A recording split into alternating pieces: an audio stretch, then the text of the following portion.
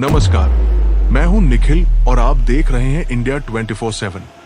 बीते कुछ घंटों में इजराइल और ईरान के बीच तनाव ने एक और खतरनाक मोड़ ले लिया है। 14 और 15 जून की दरमियानी रात दोनों देशों ने एक दूसरे पर जबरदस्त हवाई हमले किए। इजराइल का दावा है कि उसने ईरान के रक्षा मंत्रालय को निशाना बनाया, जबकि इससे पहले ईरान ने इजराइल के उत्तरी शहर हाइफा में स्थित एक तेल रिफाइनरी पर मिसाइल हमला किया था, जिससे भारी आग लग गई। इसके जवाब में इजराइल ने ईरान के 150 से ज्यादा ठिकानों पर हमला कर दिया, जिनमें तेहरान, बुशहर और अन्य इलाकों के तेल डिपो, गैस रिफाइनरी और यहां तक कि रिहायशी इमारतें भी शामिल थीं। तेहरान में एक रिहायशी इमारत पर इजरायली हमले में कम से कम 60 लोगों की मौत हो गई, जिनमें 29 मासूम बच्चे भी थे। इजरायली डिफेंस फोर्स IDF ने एक वीडियो जारी किया है, जिसमें उसके लड़ाकू हेलीकॉप्टर ईरानी ड्रोन को हवा में ही मार गिराते नजर आते हैं। दूसरी ओर टाइम्स ऑफ इजराइल के मुताबिक ईरानी मिसाइल हमले में उत्तरी इजराइल के एक घर के पास 3 महिलाओं की मौत हो गई और 130 से ज्यादा नागरिक घायल हुए हैं। रॉयटर्स की रिपोर्ट के अनुसार इजराइल ने तेहरान के शहरान तेल डिपो और एक तेल रिफाइनरी को भी निशाना बनाया, जिससे भीषण आग लग गई। ईरान की तस्नीम समाचार एजेंसी का दावा है कि इजराइल ने तेहरान में रक्षा मंत्रालय की इमारत को भी निशाना बनाया, जिससे मामूली नुकसान हुआ है। इस बीच एक और बड़ा घटनाक्रम हुआ।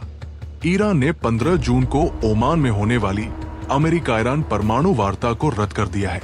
अमेरिका का कहना था कि ये बातचीत इजरायली बमबारी को रोकने का आखिरी तरीका हो सकती थी, लेकिन ईरान के विदेश मंत्री ने कहा कि जब तक इजराइल हमले करता रहेगा, तब तक किसी भी प्रकार की बातचीत संभव नहीं है।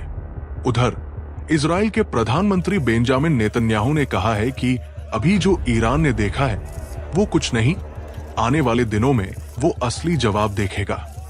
इस बढ़ते युद्ध और धमकियों के बीच रूस के राष्ट्रपति व्लादिमीर पुतिन ने इस पूरे संघर्ष की कड़ी निंदा की है। उन्होंने अमेरिका के राष्ट्रपति डोनाल्ड ट्रंप से फोन पर बातचीत के दौरान कहा कि ईरान के खिलाफ इजरायली सैन्य कार्रवाई बेहद खतरनाक और चिंताजनक है और ये तनाव अब खत्म होना चाहिए। ट्रंप ने जवाब में कहा कि अगर ये युद्ध खत्म होना चाहिए तो रूस और यूक्रेन का युद्ध भी खत्म होना चाहिए। दरअसल 14 जून को ट्रंप का जन्मदिन था और इसी मौके पर पुतिन ने उन्हें कॉल किया था। ट्रंप के मुताबिक दोनों नेताओं के बीच करीब 1 घंटे तक लंबी बातचीत हुई, जिसमें ईरान पर विस्तार से चर्चा हुई। ट्रंप ने अपने सोशल मीडिया पर लिखा कि राष्ट्रपति पुतिन ने मुझे जन्मदिन की बधाई देने के लिए फोन किया, लेकिन उससे भी अहम यह रहा कि उन्होंने ईरान पर गंभीर चर्चा की, एक ऐसा देश जिसे पुतिन भली भांति समझते हैं। यूक्रेन युद्ध पर बहुत कम बात हुई, लेकिन उस पर चर्चा अगली हफ्ते जारी रहेगी।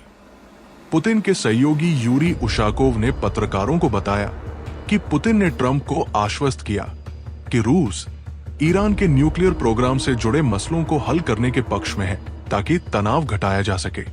फिलहाल मिडिल ईस्ट में हालात बेहद गंभीर बने हुए हैं।